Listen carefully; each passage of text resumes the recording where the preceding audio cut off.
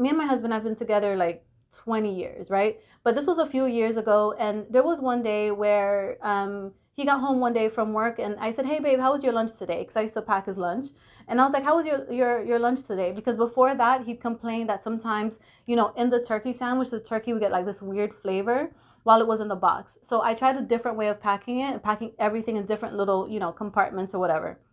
And when he got home that day, I asked him, I said, "How was it? Was it any better?" And he was like, "Yeah, it was way better today than it was before." And he said, "A lot of my coworkers were like, man, I wish I had a wife." Now, as soon as I heard that, that might sound like a compliment. But growing up in this country and growing up black in this country, I felt a sense of shame from like, oh, so now I'm your housewife, I'm taking care of you. Madame Gaston, his little wife. No, sir, not me. I guarantee it. I want much more than this provincial life. I'm taking care of a man. That felt really bad to me. It was over time I started realizing that no, there was nothing wrong with that. There was nothing wrong with me, wanting my husband to have a healthy lunch and packing a healthy lunch for him. Those messages of you should not be taking care of a man comes from past traumas that were passed down unto us. That doesn't mean we have to relive those traumas that the women that came before us also lived. And something that I've also noticed is that for a lot of women, we conflate and we confuse our abilities to financially take care of ourselves with being able to make sure we let him know, oh, I don't need a man. No, the empowerment comes in being able to provide for yourself, not in making him feel bad about the fact that you can provide for yourself. Those are two very different things.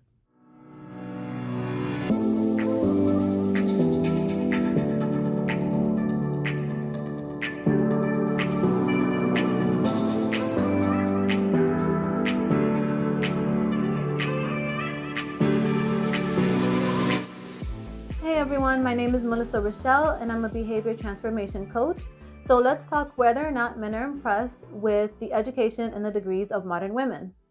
This is my last question. No, you're fine. I came across a clip where Kevin Samuels was talking about, or it was a very short clip, so if I take it out of context, I apologize. But he was basically telling a woman that her degree didn't matter. He was telling her that the accomplishments that basically she got, or that she wanted to pursue, she should forego that and focus on the marriage, the husband, and the children. Yeah, so I know exactly what she's talking about. I have seen a lot of the Manosphere guys say exactly that men don't care about your degrees, including Kevin Samuels. He does say that, like, men don't care about your PhDs, and it's just not something that doesn't matter to them. Part of the problem is that some people believe that Kevin Samuels is actually trying to bring the black community together, and he's trying to heal the state of the relationships between black men and black women. But if that is what he is trying to do, if that is what his goal is, I think it's important that he takes into account the tone of the messaging that he puts across. So I've seen some of his content as well as some of the other Manosphere guys where they'll say men don't care about your degrees. Or they might say a man is looking for a woman who is going to be a part of his vision. So we can change that messaging. We can change that wording. Instead of saying a man wants a woman who is going to help him live out his vision, maybe we can change the wording in a way where we'll say, what is the man's vision for his family? Because it sounds very different to women. His vision sounds like about me, all about me, and I need to bring other people into my world, versus I care about family, and my family, my wife, my children are all a part of my vision. So maybe we need to start changing some of that verbiage a little bit. You can go and study and get your degrees, right, in whatever field. Now, if your husband is not in the same field, it's kind of pointless because you're not going to be able to assist your husband in that particular way as he would need the assistance. So I completely disagree that if your degree isn't in the same field as your husband's, that you will not be able to assist him.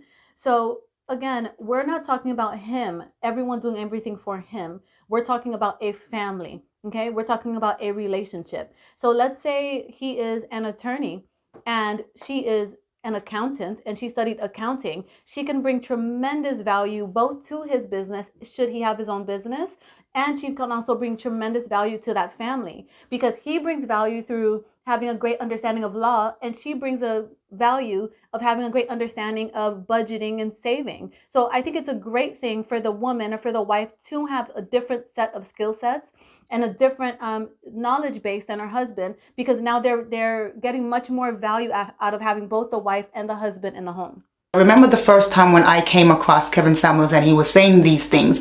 At first I didn't comprehend, I didn't understand. I'm like, wait, you want women to be stupid and don't have qualifications, XYZ?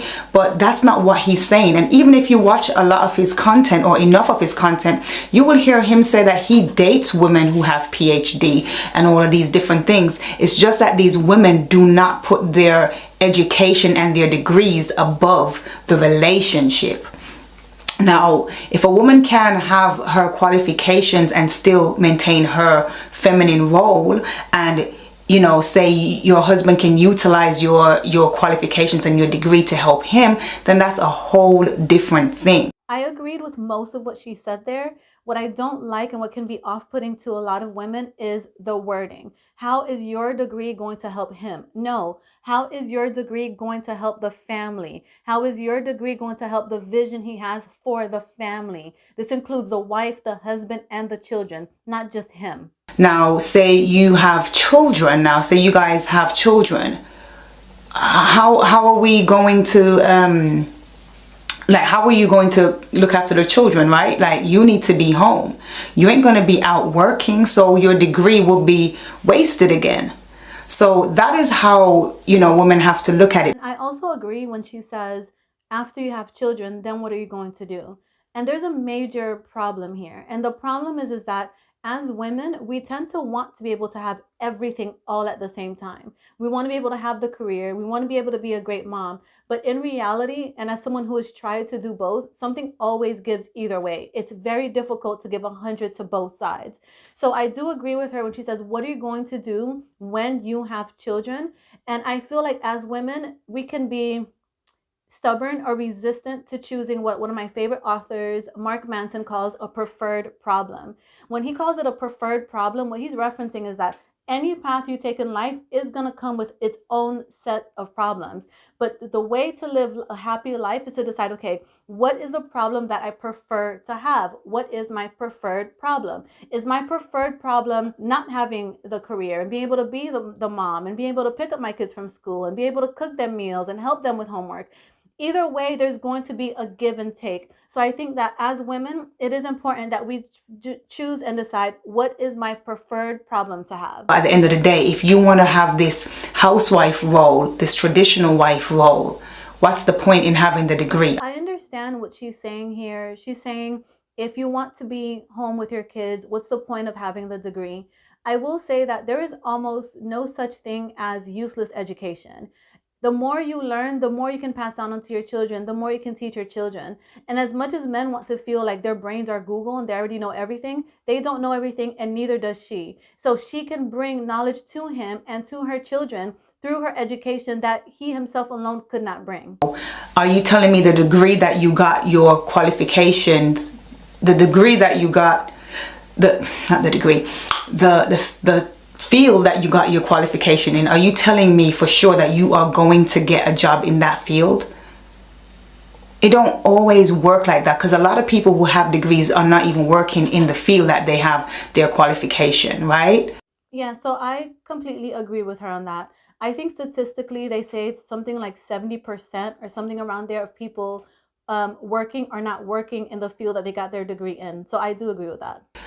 And also the process of making the application and all of that. Like, you first finding the job and making the application and getting the job, but you can quickly run down to a supermarket, what do you call it, a Target or Walmart or something like that, and probably get that's just an example, okay? I'm not saying that's what you should go do, but basically I'm just trying to say that there's other jobs that is much easily accessible that you can help, you know, go and take on to help support the family in the interim, because that's not going to be something that you're going to do for the rest of your life, right? Because your husband, once he's back on his feet, he's going to go back into his role, and you can come back out of your fall back into your role.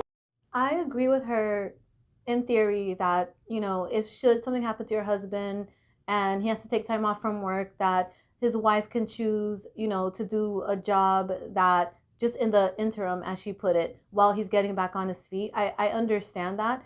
The thing is though, when we are asking women to live in a certain way, meaning put your income and your degree second to your family, it's important that if that man does have that belief and that if that is a value of his, that he does have his wife who's able to stay at home, that he also recognizes that it's his responsibility to make sure that there's some finances for his family to fall back on in those times that if something does happen to him.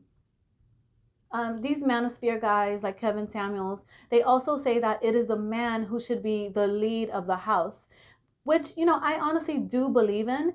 But the thing is that great leaders make sure that their entire team's best interests are kept in mind, not just his own best interest. So for example, when we are talking to women, maybe instead of saying men don't care about your degrees, we try and speak as leaders do. So for example, instead of men don't care about women's degrees, we can use a move that great leaders and great managers use, and they sandwich it. Positive, negative, positive. So for example, instead of saying men don't care about your degrees, how about if we say something like, I think it's great that education matters to you because it's one of my values as well. My concern is that if we do have children and you put your career first, then my children will come second. So because of that, I believe that I, as a man, should put you as my wife first, and that my wife should put our children first. So where would your career come into play in that vision? That feels a little bit different. That feels more like he's trying to have a positive outcome for his wife and for himself and for his children, not just trying to get whatever he wants to get out of the deal. The problem is that last part that you said, you said you want to add to him, right? And I think that's good. You should certainly add to your man. But you have to understand that your man doesn't need you to add to him in all ways. Right. Your man needs you to add to him in certain ways. Yes. You getting a psychology degree is not a way that a man needs you to add to him. Right. You getting a master's in early childhood development is not an addition to him, right? And to be honest, maybe you even getting a law degree isn't an addition to him, because whatever you make, you're going to generally want him to make more than you anyways. So you want your income to be supplemental, but to a very small degree. And that's what Kevin Samuels has been able to get out, elicit from so many women. When women are asked, how much do you want to contribute to the household before it falls to shit? What do most women say? Zero. Or a very small amount. How are you helping him out with your degree? Your psychology degree, where is it when you want to contribute? Zero. So when you say, oh, we're getting this degree to help you out, but then you don't want to help out, well, now I see a contradiction. Do you see where I'm coming from? Facts. I understand that, but that's where I feel like we're painting all women with one stroke of a brush. I don't want to contribute zero to my household. I don't want to be the breadwinner either. But I do want to make myself as diverse as I need to be to fit my husband's needs. So she just agreed with what the lead attorney said there. I'm not sure if she noticed that or not, but she said that I don't want to contribute zero. I do want to contribute something, but nor does she have the desire to be the breadwinner. So in essence, she's basically agreeing with what the lead attorney said, which is I want my income to be supplemental to my husband's income. And if I do have to go out and make money, why not do it in a way that makes me happy? Not just any way I can, because I did not prepare myself to have to go out into the workforce because I left that on my husband. So I agree with her here. She says, if I'm going to contribute anything at all financially, what's wrong with me contributing in something that makes me happy? I agree with her on that. There's this notion that it's only men who are driven with a sense of purpose. Women are driven by purpose too. And sometimes this kind of gets lost. There's this idea that men and women are drastically different. Yes, there are some differences between men and women, but as Jordan Peterson said, there are some differences between men and women, but men and women are more alike than they are different. So the same way a man gets pulled and driven by purpose, women do as well. So she's saying, how do I give up my sense of purpose? I want to be happy too. And a lot of men don't want to hear this, But women do not feel like their children or their husband are their purpose. They love their husbands, they love their children, they want to do right by their husbands, they want to do right by their children. But it's also important that they do right by themselves as well, and that they focus on their purpose too. Yes, their purpose might take a backseat to being mom or wife, but purpose is important for women as well. And as the Manosphere guys always talk, and they say that the man should be the leader, but the leader always makes sure that his entire team's best interests are in mind, and her happiness is important. If mom and wife are unhappy, her unhappiness is going to trickle down onto husband, and it's also going to trickle down onto her children. It is important that whatever she's working in fulfills that sense of purpose for her. We no longer live in a time where you either go out and work in a brick and mortar office building. We are very technologically advanced. So as this woman is saying, she studied psychology. She absolutely can fit in some virtual sessions at home while her children are at school. And then after they're home from school, then she, steps into mom gear. It is not important anymore. It's not as necessary anymore for women to give up absolutely everything and just play mom and wife. Her focusing solely on his purpose absolutely can cause so much unhappiness and unfulfillment in his wife. And I don't think there's any man out there who wants to have an unhappy wife. I don't think that's what his intentions are. Because if mom is unhappy, that trickles down to baby as well. And to be honest with you guys, telling women to have babies and push their career aside when they're not ready for it can just lead to things like postpartum depression and resentment. And I'm pretty sure that's not the message that you want to get across. So your wife or your future's wife happiness absolutely should be important to you, because if she's not happy, she will either leave the marriage or she'll stay in the marriage unhappy. But remember, like that quote always says, people don't quit jobs, they quit managers. So if as a man, you are a horrible manager, she absolutely will quit that marriage even if she really desires to have it. So even though I might not open, a practice, or I might not, join a law firm or whatever the case might be, I still have these skills that will make me more marketable in the job market. If I have to go out there, I don't have to go to Walmart and get a job because I don't have any other accomplishments on my resume. So I understand that, if we want the things that we want as far as men being providers and all of that, we do have to take a back seat. But that doesn't mean that I can't want the best for myself. And I can't teach my kids to want the best for themselves. You can want the best for yourself and want the best for your kids, and not try to get a PhD in psychology. You can do both. Why are you making it just like an either or thing? I'm not making. All I'm saying is, if getting a PhD makes you happy, get your PhD in psychology or whatever you get it in. Do not take the step further and expect that a man will give it the credit that you want him to give it. That's all I'm saying. Get it for you and your kids if you want. But don't come over here and tell me how I need to value it. Right. I'm going to value it the way that I want to value it. You get it if you want to get it. No one's punishing for you. No one's punishing you to get it, but you're saying, it sounds like, why isn't it valued the way that I want it valued? That's not the... Go ahead. I'm not necessarily in that way. I'm more so saying that it's being portrayed as if, it's being spoken about as if women can bring nothing to the family dynamic. Like, no one's saying that women... Wait, that's too broad. No. I'm just saying that's the perspective that I get when I see these clips. That's that why women bring nothing? Well, little to nothing. Like that's what I'm getting from it. Like, even if I go out and get a degree, it means nothing to a man. That's what I mean. There you go with the degree. I do agree with her on that. The messaging across Kevin Samuels' land and the Manosphere does sound like women don't have anything of value to bring to the table. So I understand where she's coming from. So for example, something that you'll hear a lot is, other than your looks or other than your box, what are you bringing to the table? And a lot of times these women will say, well, my education, my career. And then they'll reply and say, well, men don't care about your income. Men don't care about your money. Men don't care about your degrees.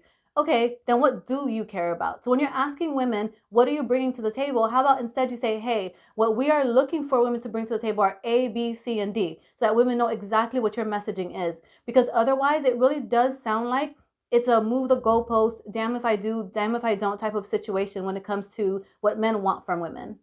No, you're fine. Yes, you're fine. yes. You're fine. Thank you, Suzette. So what I'm saying is, if I go out and I seek, higher education, and I do that with the idea that in some way I'm going to be able to use this skill, whether it's in the home, outside the home, I'm going to be able to use my education to make my family more well-rounded. Why is that looked at as not valuable? Like, if you can use your degree, I guarantee you there's a lot of skills that you received as an attorney that you didn't necessarily learn in a book. I'm trying to think, like, she corrected herself regarding degree, but saying education. What education I'm wondering what education is there that you can go out and then utilize that in the home? Literally anything. The answer to her question is she can study almost anything, and whatever she studied will bring value to her life, her husband's life, and her children's lives. It just requires some creative, out of the box thinking to see the ways in which the things that she studied can add value to a family's life. So, for example, as I said before, if she studied accounting, that's kind of self-explanatory. She can do the accounting for the family. She can teach the children how to budget and save for their future. That's very valuable. If she's into law, same thing. And the other thing that we're not factoring in here too is that if dad is an attorney and mom studied psychology, these are two different industries that they're exposing their children to. So now their children get more of like, as she was saying, a well-rounded view of what might be out there for them when they do decide what they want to study when they go out into the world. That's whether you have sons or daughters. Do you think a man has the right to judge the value that you place on getting a PhD for yourself? Absolutely. In his life, absolutely. How can this benefit me, or does it benefit me? Absolutely. I do believe that. Well, that's what he's doing. So what's the problem? My problem is, why is it being taught that it's not valuable?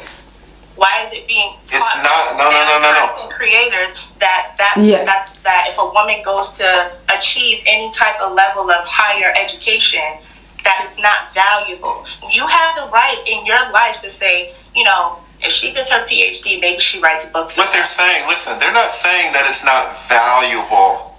Wait, I know exactly what she's talking about because I have seen it. And as soon as a woman would mention her education in any way, shape, or form, men go, oh my God, da da da da. But I think I understand why men are doing that. And they are doing that because women are leading with that. That's what you're leading with. Now, if you lead with your femininity and all the feminine attributes of you, he will find that more intriguing. And then after you've intrigued him enough to talk to him, and then he finds out that, oh, she's got an education, she's got degrees and all of that, that would be like added bonus. But when women come out, they're leading with my education and my this and my that. That is why women are getting the pushback they're getting, because you're leading with that as if this is valuable to a man. But fit, feminine, cooperative, submissive, that is more value to him than your education. So I agreed with everything she said there. I think a part of the problem is in the types of words that we use. If we say your education isn't bringing any value to me, that is going to confuse a lot of women, and not just women, but a lot of men too. Imagine a woman saying to a man, your education has no value. That's confusing because we tend to tie education to income, right? So a lot of the confusion is in the wording that we're using. I think what the men might be saying is, yeah, your education brings value, but that value is not more desirable to me than some other factors. There are some factors that are more desirable and attractive to me than that education. I think that's really what they're trying to say. And I also agree. So with a lot of women, especially Black women, because I can't speak for other women, but I have noticed that we tend to put a badge of honor solely on being a businesswoman, solely on being career driven. And a lot of women, we can feel a sense of shame sometimes from putting family first because we don't really have a support system of women that are like, you know what, family comes first. You should put your family first, your marriage, your children. That just isn't a message that really comes across to us at all. It's actually quite the opposite. So I'll give you guys a story here, right? So me and my husband have been together like 20 years, right? But this was a few years ago, and there was one day where he got home one day from work, and I said, "Hey, babe, how was your lunch today?" Because I used to pack his lunch, and I was like, "How was your lunch today?" Because before that, he'd complained that sometimes, you know, in the turkey sandwich, the turkey would get like this weird flavor while it was in the box. So I tried a different way of packing it and packing everything in different little, you know, compartments or whatever. And when he got home that day, I asked him, I said, "How was it? Was it any better?" And he was like, "Yeah, it was way better today than it was before." And he said, a lot of my coworkers were like, "Man, I wish I had a wife." Now, as soon as I heard that, that might sound like a compliment. But growing up in this country and growing up black in this country, I felt a sense of shame from like, oh, so now I'm your housewife, I'm taking care of you. It's Madame Gaston, his little wife. No, sir, not me. I guarantee it. I want much more than this provincial life. I'm taking care of a man. That felt really bad to me. It was over time I started realizing that no, there was nothing wrong with that. There was nothing wrong with me, you know, wanting my husband to have a healthy lunch and packing a healthy lunch for him. Those messages of you should not be taking care of a man comes from past traumas that were passed down onto us. That doesn't mean we have to relive those traumas that the women that came before us also lived. And something that I've also noticed is that for a lot of women, we conflate and we confuse our abilities to financially take care of ourselves with being able to make sure we let him know, oh, I don't need a man. No, the empowerment comes in being able to provide for yourself, not in making him feel bad about the fact that you can provide for yourself. Those are two very different things. I think it's a problem of wording and messaging. So again, we're using the word value. I think that a good way to explain that is the man might see the value in you having that degree, meaning in terms of the income you might bring in because of that degree, but he's not attracted to you, or there's an extra desirability because you have that degree. And if we're honest about it here, ladies, it kind of works the same way for us too, right? Even though we want our men to have certain degrees and certain incomes, but that isn't exactly what makes him attractive to you. So what I mean by that is, there's physical attractiveness, which gets you all, you know, ready to go, right? That's one thing. And then the other things about how much do I care for this person? How much do I want this person to be in my life? That's a very different thing. So in a way, I feel like both men and the women are saying pretty much the same thing, but we think that we're saying something very different.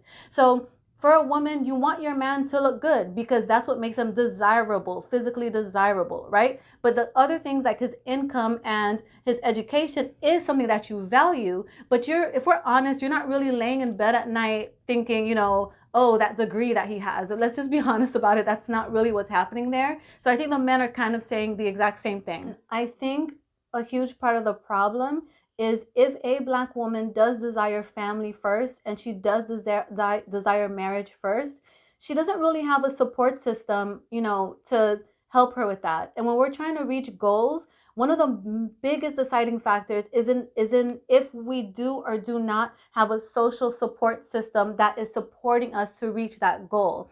And a lot of black women, the message that we have always gotten is career comes first. When women are patting each other on the back, it's for career. They're not really doing it for the husband or for the kids. And sometimes, if we're honest, it does come from a place of jealousy, but we don't really like to feel or think that our friends are jealous of us. So it could very well be coming from a place of jealousy, but at the same time, that sense of social support is absolutely paramount to whether we reach our goal or not. So we need to start changing the messaging a little bit. There seems to be a lot of black women who are not happy. They're not happy with what they were taught as a whole. But at the same time, the more black women try and pull out of that, you know, being the boss or the businesswoman, the more she tries to pull out of that, the more other women try to pull her back into that. And we sometimes don't recognize as women that those other women just don't want to get left behind. And that's what's actually happening. But I think that the men that are trying to put across this messaging really need to try and speak from a much more place of empathy and compassion. Because as they say, we don't change through logic. Human beings, whether you're a man or a woman, we don't change through logic. So if you watch a lot of Kevin Samuels content, you'll see that when the women call in, he pulls out stats, the number and the percentage of black men and black women doing this and doing that. And intellectually, we can understand those numbers, right? But those numbers, those stats, that logic does not drive human behavior to change. What drives human behavior to change is emotions. We change through emotions. If stats alone can drive people to change, in this country, we would not have the obesity problem that we do have. Everyone knows, yes, there's 70 to 80% of Americans are overweight, diabetes, heart attacks, strokes. We're all aware of those statistics. But for some reason or another, those statistics alone do not drive us to change. We need to appeal to people in an emotional way in order to drive them to change. Not valuable. You're leaving out two words. That's the issue. That's where you're not connecting it. You're saying, why are men saying that it's not valuable? You're leaving out two words, very important words. The words that you're leaving out is to them. Men are saying, if you getting your PhD in psychology is not valuable to them. All right? If you want to get it yourself, get it yourself. If you think it'll help you and your kids, get it, fine. What some men are telling you is that a psychology degree is not valuable. No. Now, if your number one priority is to get a husband, if your number one priority is to have children, should you invest all of those years in getting a PhD in psychology, or should you do something that more aligns with your stated objective? That's all men are saying. Make it line up. Don't say that your stated objective is to get a husband and then spend 8 years getting something that will not help you get that husband. Make it aligned. Make it consistent. Exactly. That's all men are saying. So I agree with that. Aligning the steps you take, the action steps you take with what your goal is, it just makes perfect sense, right? So a really great exercise for a lot of women to do, and men can do this exercise too, is called the future self exercise.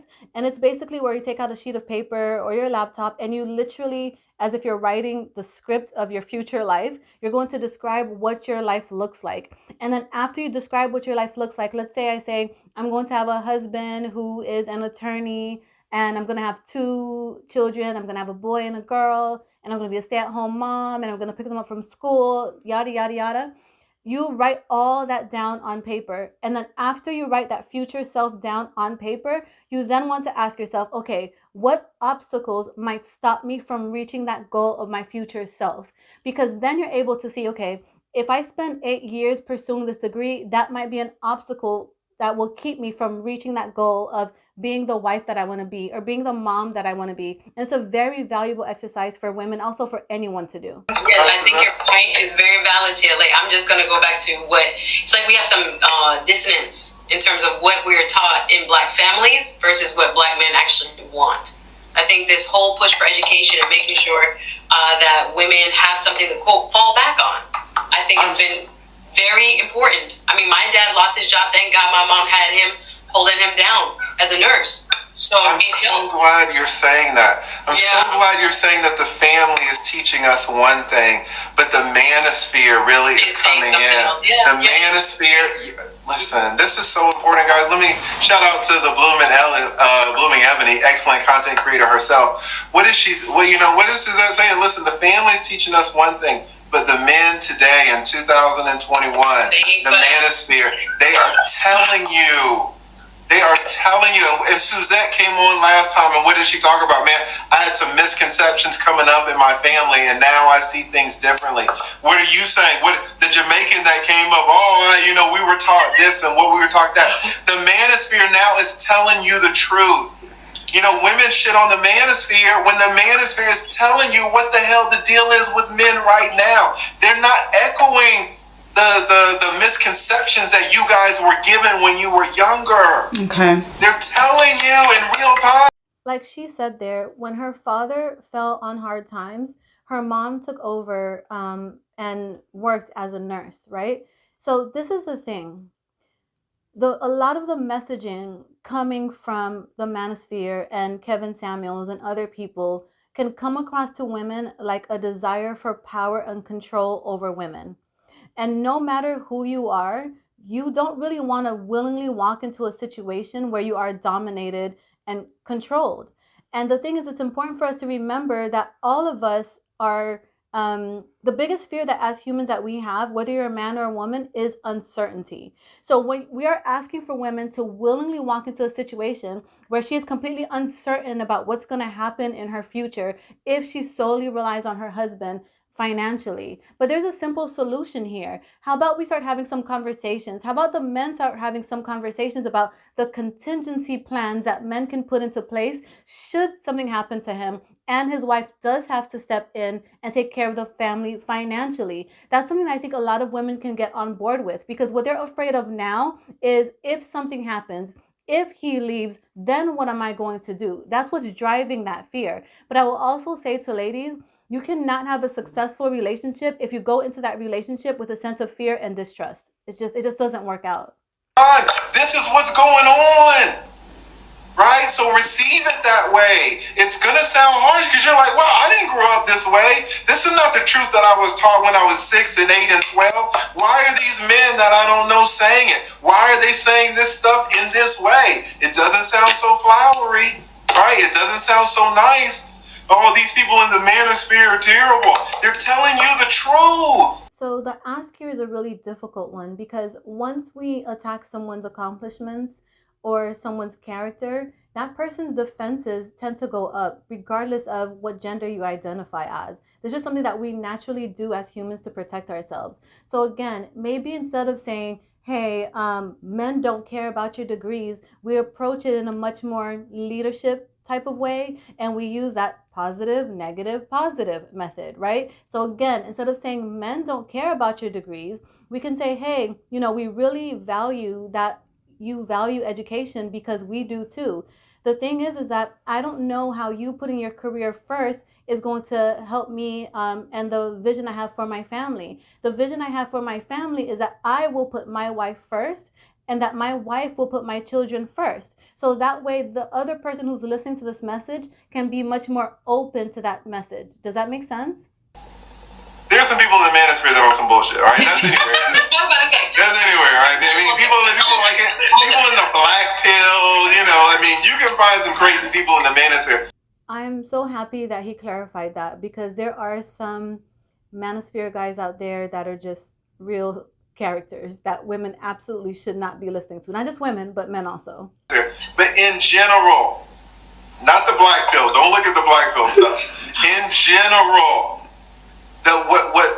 what people in the Manosphere, what men in the Manosphere are telling you is how we feel. Not the way you want us to feel, and not the way that you were taught that we should feel. Yeah. We're telling you in real time how we feel. Yeah.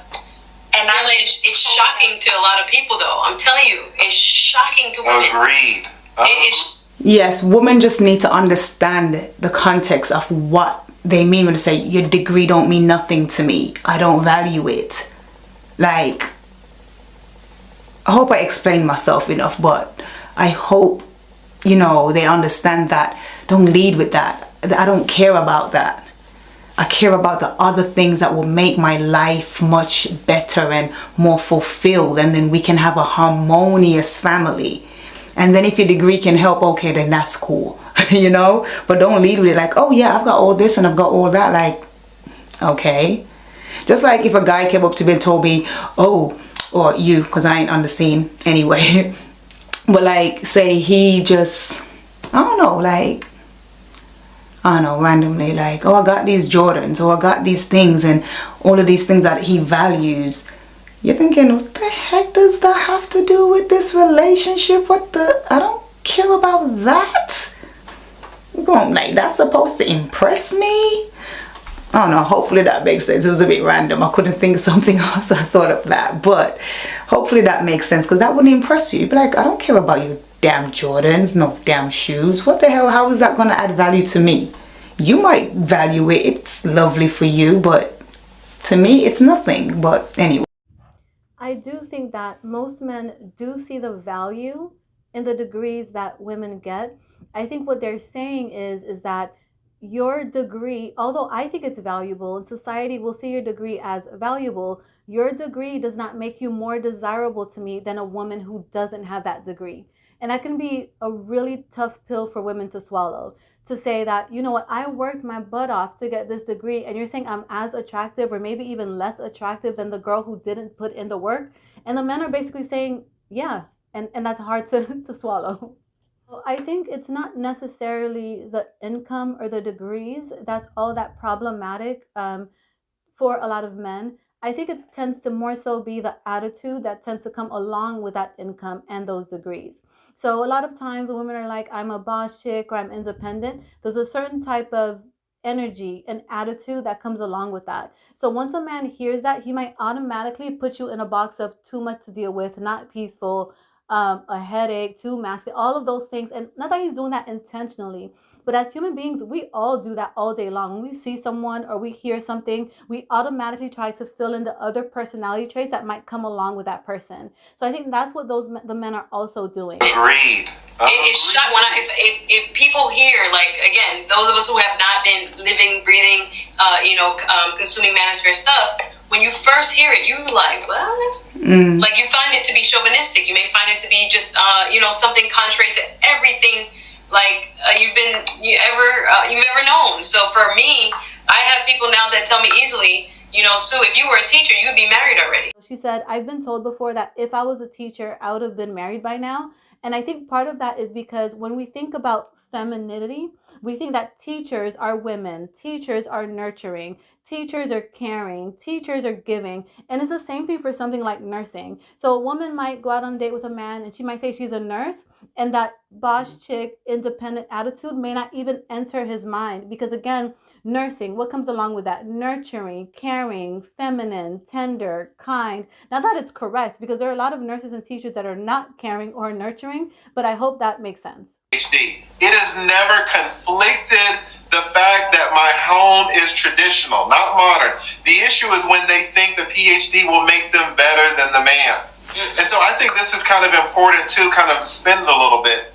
It's not that the PhD, it's not that we're saying like, if you get a PhD, we can't marry you. Right. What we're saying is we don't see it as a value necessarily to what we are trying to do. And so if you spend 8 years going down this road, and once you get this piece of paper, and you're like, I got the PhD. Where are all the men? I've got the PhD.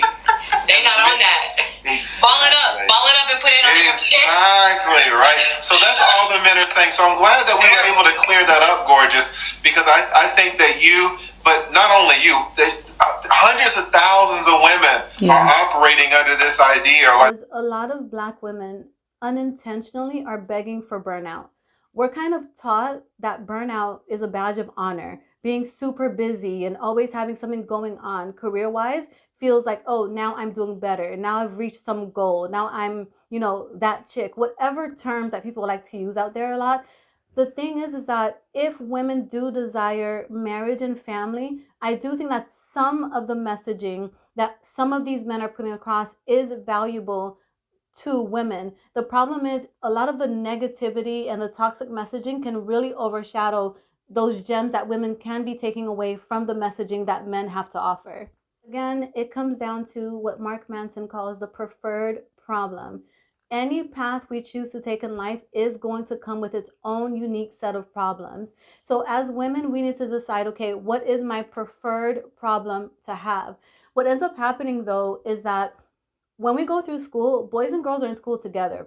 Whether you're 2, 6, 12, 18, you're in school together. So both the boys and the girls are getting the same mindset, the mindset of what is my career going to be, okay? When people are thinking about their high school reunions or their college, they're not thinking about, oh, I want to go in there and say how many kids I have. They're they're thinking, okay, I want to go in there and show how great I look and how successful my career is. That's what they're thinking, men and women. So that system already sets us up for disappointment later on, where we're thinking, okay, we have to go through all this schooling just to throw it out the window later on. So I think as men, you guys really should empathize and show a sense of compassion for these women and try to approach the subject a little bit more empathically, instead of trying to shame women, instead of trying to say, oh, well, you did it wrong, too bad, get out the way, we're going to try and teach women to do it right, because those women are still the women who are going to be raising sons and daughters. So it's important that the messaging comes across to them in a clear and effective manner. And the last thing that I'm going to say is this: every story needs a villain and every hero needs a win.